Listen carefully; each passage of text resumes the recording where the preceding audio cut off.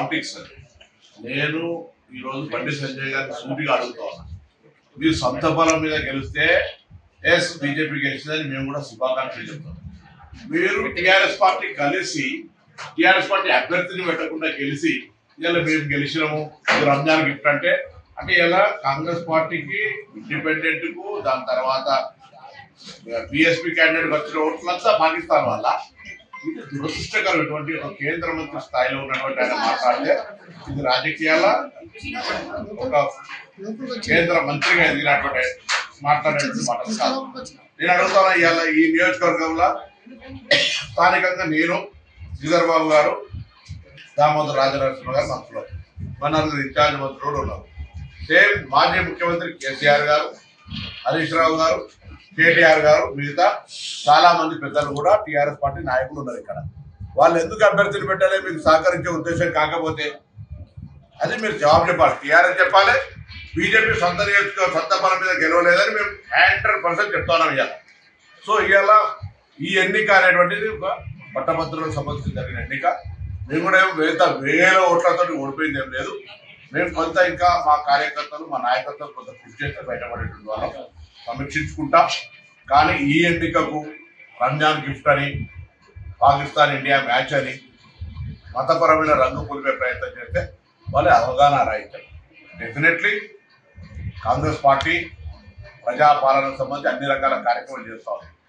మీరు కేంద్ర మంత్రులుగా చేతనైతే కేంద్రం నుంచి నిధులు తీసుకొచ్చే ప్రయత్నం చేయండి. 2 బడ్జెట్లల్లో మీరు రాష్ట్రానికి ఏం ప్రయోజనం కలిగే పని జరగలేదు.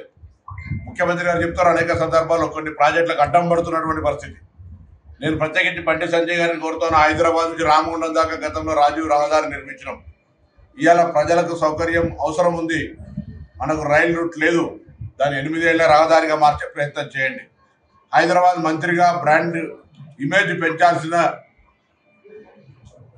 కిషన్ రెడ్డి గారు ఇక్కడ నుంచి ప్రాతినిధ్యం వహిస్తూ గతంలో టూరిజం అండ్ ఆర్కియాలజీ మినిస్టర్గా ఉండి హైదరాబాద్ ఆర్కియాలజీ టూరిజానికి ఒక ప్రత్యేకమైనటువంటి ప్లేస్ ఇది. ఏం చేసినారని అడుగుతున్నాం, ఏ ప్రాజెక్టు ఇచ్చినారని అడుగుతా ఉన్నాం. ప్రాజెక్టు తీరు, ప్రాజెక్టులకు అడ్డం పడతారు. దేశంలో 29 రాష్ట్రాల్లో తెలంగాణ ఒక అంతర్భాగమైనప్పటికీ కూడా భారతీయ జనతా పార్టీ ఈ రాష్ట్రం పట్ల వివక్ష చూపెట్టి మీరు గతంలో 10 సంవత్సరాలు కేసీఆర్ గారు మమ్మల్ని అడగలేదనే కారణం మీద తప్పించుకోగలిగారు. ఇవాళ మేము గౌరవ ప్రధానమంత్రి గారిని, మంత్రుల్ని అనేక సందర్భాల్లో కలుస్తూ ఉన్నాం. మీరు అడ్డం పడకపోతే తెలంగాణ ప్రాజెక్టులు ఎందుకు వస్తలేవు, మీరు ఎందుకు తెలంగాణ ప్రాజెక్టులలో కృషి చేస్తలేరో జవాబు చెప్పాలి. అది తప్పించుకోవడానికి ఏదో పెద్ద హైబర్ క్రియేషన్ చేసి మేము బలపడుతున్నాం. ఏం బలం లేదు. తెలంగాణ భారతీయ జనతా పార్టీ, తెలంగాణ టీఆర్ఎస్ పార్టీ వేరు కాదు అనేది ఈ ఎమ్మెల్యేసీ ఎన్నికల్లో నిరూపణ ఉండదు. ఇది ఒకటి ఒక ఎన్నిక. ఓ ఎన్నికకు సంబంధించిన జరిగిన పరిణామంలో మేమే తక్కువ లేవు. ఎక్కడ మేము పూర్తిగా ఏదో ఒక లెక్క పెట్టలేనంత విధంగా ఉండేంత దూరం లేము. కాబట్టి అది పెద్ద దాన్ని ఎక్కేసుకొని వాళ్ళు ఏదో గొప్ప చెప్పారు, ఓటు చెల్లని ఓట్లతో అంతా కూడా మెజార్టీ రాలే వీళ్ళకు. దాని పెద్ద ఏం చెప్తున్నారు వీళ్ళ. ఇది 42 నియోజకవర్గాలకు సంబంధించినటువంటి ఒక గ్రాడ్యుయేట్ ఓటరు. ఇదే మొత్తం కొలమానం కాదు. క్షేత్రస్థాయిలో ప్రజలు ఒక్కొక్క నియోజకవర్గంలో 2 ఓట్లు కూడా 2000 ఓట్లు కూడా లేవు గ్రాడ్యుయేట్. ఓ నియోజకవర్గంలో కరీంనగర్ లాంటి దగ్గర 30,000 ఉండొచ్చు. దాంతో పాటు ఈ మాట కూడా చెప్తున్నా, ఒక్కొక్క నియోజకవర్గం 2000 ఓట్లు కూడా లేవు. ఓ నియోజకవర్గం కరీంనగర్ లాంటి దగ్గర 35,000 ఉండొచ్చు. 50% కరీంనగర్ ఉమ్మడి జిల్లాకు సంబంధించి. ఏం మళ్ళీ ఏమంటున్నా కూడా అంటున్నా, ఎన్నైనా మేమేం పెద్ద దూరంగా కిలోమీటర్ల గ్యాప్ తోటి ఓడిపోలే. మేము కూడా దగ్గర దాకా ఉంటుంది. ఆ చెల్లెల ఓట్లంతా మెజార్టీ కూడా రాలే కదా వాళ్ళకు అంటున్నా. కాబట్టి మేము డెఫినెట్లీ ఈ ఎన్నికను సమీక్షించుకుంటాం. ఈ ఎన్నికకు గెలవడానికి బీజేపీ టీఆర్ఎస్ కలిసి పనిచేసినాయి. అదే స్ఫూర్తి మీకు అట్లే ఉంటే ఈ రాష్ట్ర ప్రయోజనాల కోసం కూడా, రాష్ట్ర అభివృద్ధి కోసం కూడా కష్టపడండి. ఇలా మీరిద్దరు కలిసి బీసీ రిజర్వేషన్ వ్యతిరేకించే విధంగా కుట్ర చేస్తా ఉన్నారు.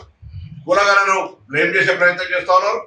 42% రిజర్వేషన్ స్థానిక సంస్థలు, అదేవిధంగా విద్యా ఉపాధి అవకాశాలు తెచ్చే సంబంధించిన అంశాన్ని మీరు గెలిచామని చెప్తున్నారు కదా, రేపు పొద్దున తెచ్చే బాధ్యత కూడా మీదైన మాట మనం చేస్తాం.